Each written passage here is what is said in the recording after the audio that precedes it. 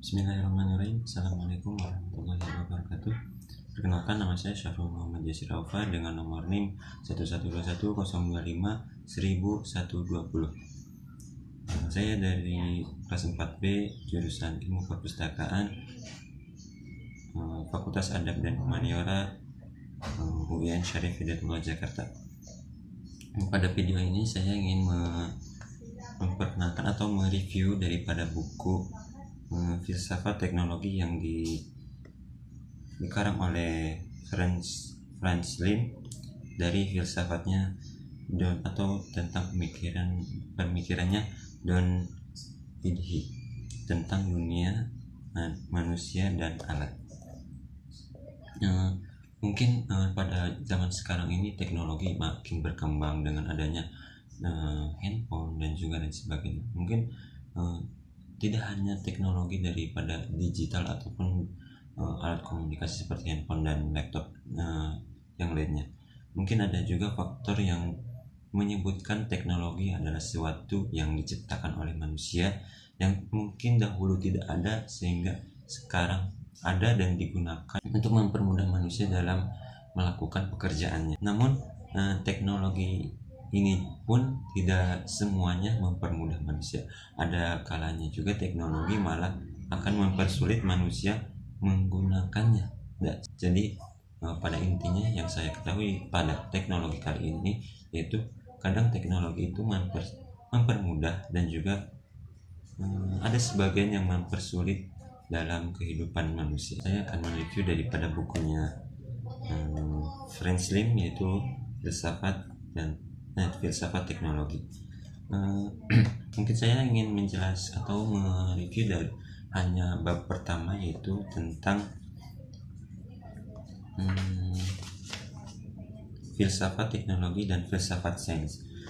Karena mungkin apabila dijabarkan lebih dalam lagi, saya belum cukup untuk memahami buku ini dalam waktu yang singkat. Jadi mungkin saya hanya akan mereview buku ini dari pengarangnya dan juga filsafatnya Don Idhi dan Franz Lin juga sebagai penulis.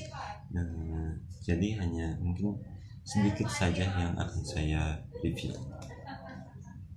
Maaf bila ada gangguan karena memang sih. Oke, yang pertama dari buku ini adalah buku Filsafat Teknologi yang dikarang oleh Franz Lin dan menggunakan atau dari pemikirannya Don Idhi tentang manusia dan alat. Buku ini diterbitkan di Indonesia dengan diterbitkan di PT Canisius pada 2008. Oke. Selanjutnya yaitu dan dipengantari oleh Muhammad Sastra Praja. Oke. Di bab pertama ini buku ini menjelaskan tentang filsafat teknologi dan filsafat sains. Nah, di bab pertama itu pada nomor 1.1 dijelaskan tentang filsafat, akan menjelaskan tentang filsafat dan sainsnya dulu, baru dilanjutkan dengan filsafat dan teknologi, lalu nanti disambung lagi dengan filsafat teknologi dan pemikiran Don Idhi, dan dilanjutkan dengan pendekatannya dengan filsafat teknologi, filsafat sains baru bagaimana, dan hubungan antara filsafat teknologi dengan filsafat sains, dan juga instrumentasi dan realisme instrumental. Kan mengapa instrumentasi dan realisme instrumental ini dimasukkan oleh Franz Lin ini dalam buku ini? Karena ini adalah hubungannya dalam filsafat dengan sains dan juga sains dengan dan juga filsafat dengan teknologi itu akan dihubungkan oleh instrumen ini. Baik, dalam buku ini mungkin akan membahas yaitu yang tadi mungkin telah disinggung, yaitu tentang pemikiran dan ide mengenai teknologi dan hubungannya dengan manusia. Seperti adanya budaya dan juga fenomena yang mungkin nanti berhubungan dan juga membuat teknologi itu menjadi ada. Namun sebelum masuk ke dalam pembahasan yaitu tentang pemikiran dan ide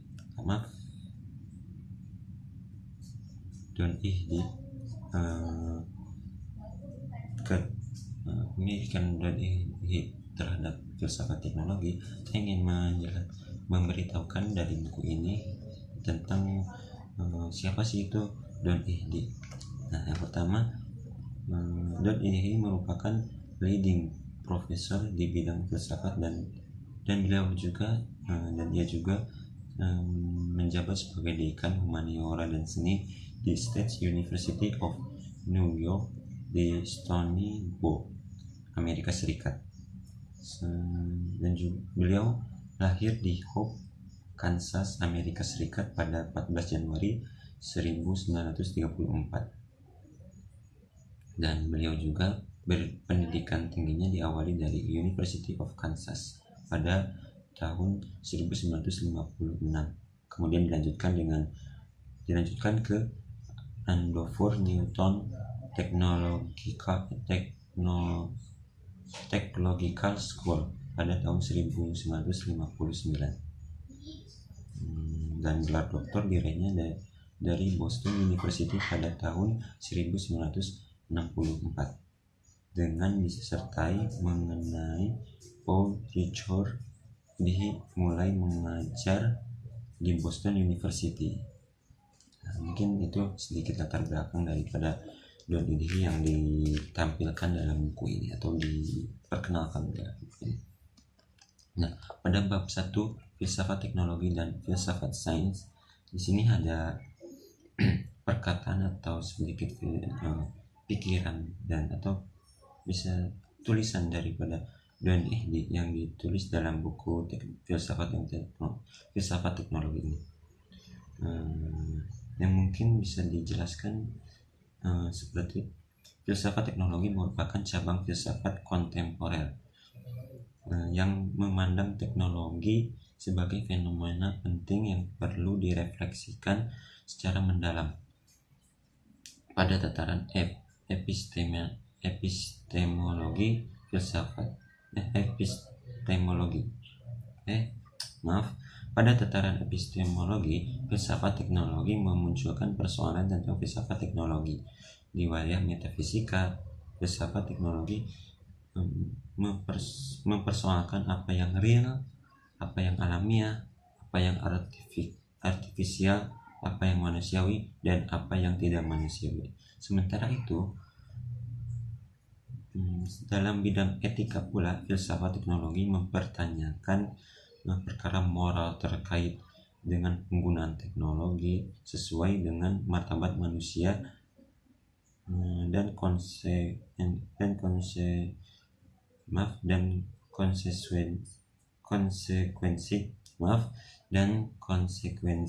penggunaan teknologi. Nah, mungkin masuk ke dalam pembahasan yaitu 1.1 filsafat dan sains. Jadi filsafat dan sains ini tidak bisa dipisahkan ya, karena memang ini sangat berkaitan. Menurut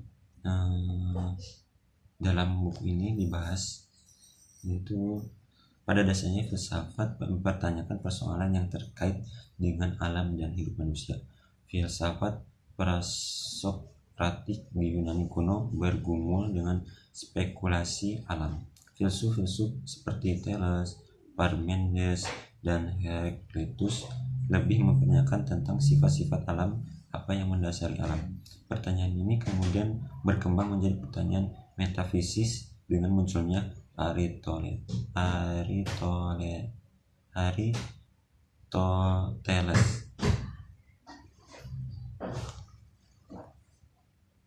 Dan pada abad ke-8 pengetahuan ini disimpan pada kebudayaan Islam. Mulai abad pertengahan, filsafat lebih bersifat teologis. Semua pemikiran diarahkan pada Allah yang mutlak. Namun pada kurun waktu ini pula terjadi revolusi teknologi berupa pembangunan katedral yang besar, dan mengumumkan pembangunan ini dapat terlaksana berkat adanya mesin-mesin pengangkat batu dan para ahli bangunan yang handal. Selanjutnya pada masa Renaissance, minat terhadap budaya dan pendidikan dunia dan Romawi bangkit kembali. Dunia Barat mulai memperoleh pengetahuan Yunani Romawi lewat tokoh-tokoh Islam yang sudah menerjemahkan karya-karya Yunani ke dalam bahasa Arab. Pengetahuan juga bertambah dengan penjelajahan ke berbagai belahan dunia lain melalui jalur laut. Filsafat alam mulai dibedakan dari filsafat. Pada zaman modern, filsafat dibedakan dari sains. Filsafat hubungan dengan hal-hal metafisik, sementara sains berkaitan dengan hal-hal fisik. Namun menurut Ihde, setelah sains dan filsafat berpisah di zaman modern, yakni pada zaman ke-19, sains berkembang pesat dan masuk ke berbagai bidang terapan yang pantas memicu Romawi industri. Hal ini terlihat dari misalnya fenomena medan magnet yang menghasilkan teknologi listrik dan selanjutnya mempengaruhi perkembangan teknologi. Dan pada abad ke-20 juga muncul teknologi tinggi. Sains beralih menjadi teknosains. Istilah teknosains antara lain berarti bahwa sains dan teknologi bukanlah dua wilayah yang terpisah, melainkan dua bidang yang saling bergabung. Pada bab ini dijelaskan pada abad sebelumnya atau pada abad ke-19, yaitu sains dan teknologi bahkan dipisahkan. Adanya filsafat atau pemikiran dari filsuf sebelumnya pada zaman itu memikirkan bahwa sains harus dipisahkan. Namun pada abad selanjutnya, pada abad ke-20, malah menurut Ihde, sains dan teknologi ini tidak dapat dipisahkan. Malah filsuf lain pun menggunakan teknosains, yang mana teknosains ini yaitu tidak, sains dan teknologi tidak dapat dipisahkan.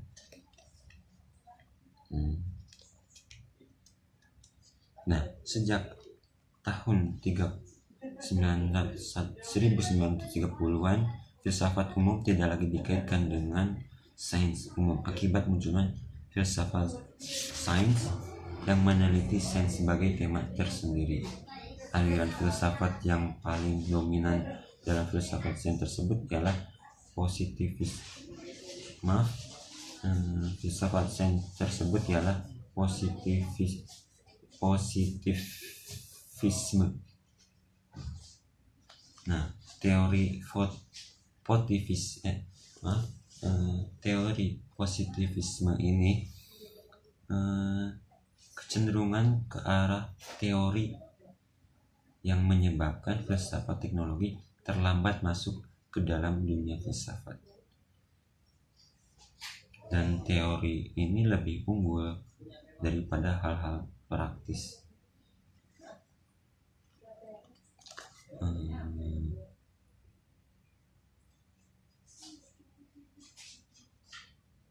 Sehingga menyebabkan teknologi dianggap tidak begitu penting daripada sains. Jadi pada tahun 1930 30-an ini filsafat teknologi mengalami penurunan dalam penganggapan oleh filsuf atau ilmuwan-ilmuwan pada tahun tersebut karena adanya filsafat sains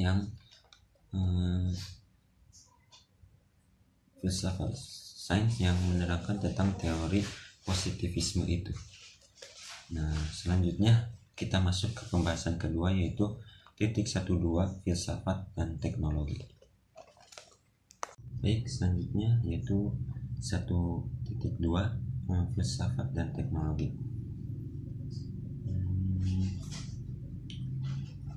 Dalam buku ini dibahas yaitu tentang budaya Romawi Helenis yang lebih teknologis, yang dapat dicontohkan seperti gorong-gorong atau saluran air yang sudah menggunakan batu, yang terbuat dari batu, sesuatu yang tidak diciptakan oleh budaya Yunani.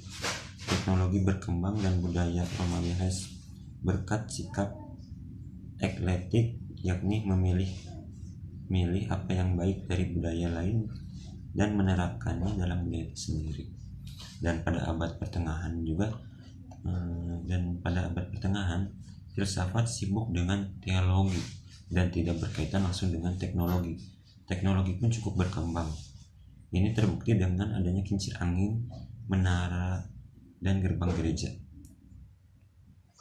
Yang mana kincir angin itu dimanfaatkan tenaga anginnya atau diambil air, ataupun air diambil dari roda India. Sementara gerbang-gerbang tinggi yang dibangun di katedral dan gereja yang pada masa itu sedang ramai atau banyak dibangun, diambil dari Timur Tengah atau dari budaya Arab. Dan selanjutnya pada zaman Renaissance, teknologi mulai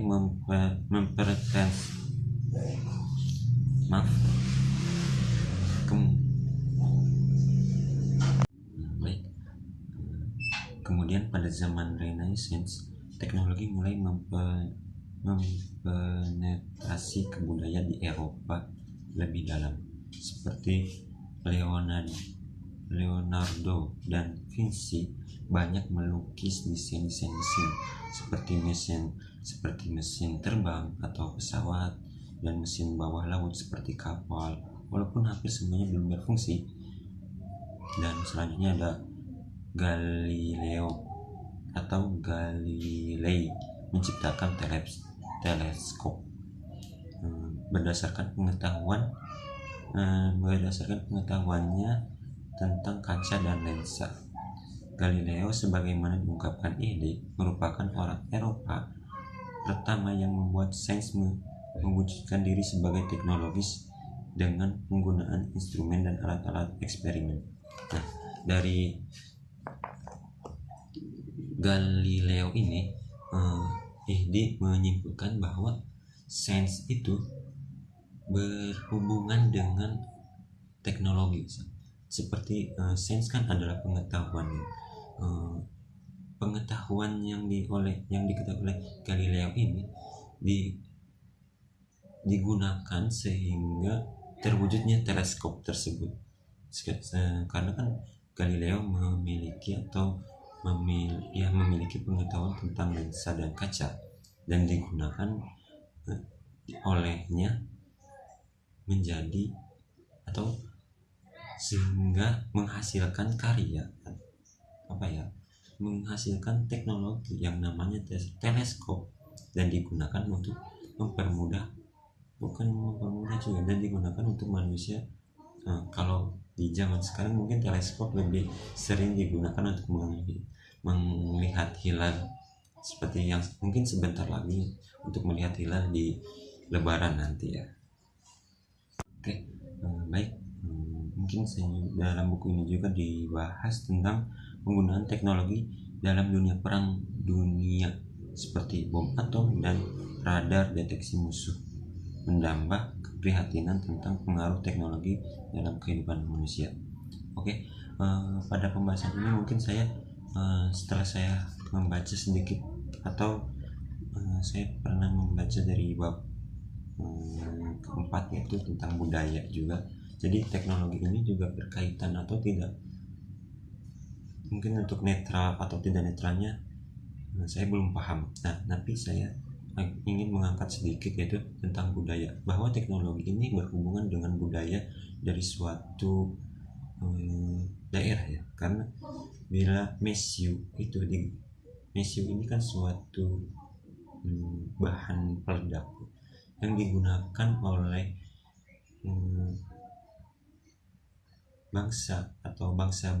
negara barat itu untuk, jadi teknologi ini digunakan oleh negeri-negeri barat itu untuk kekuatan.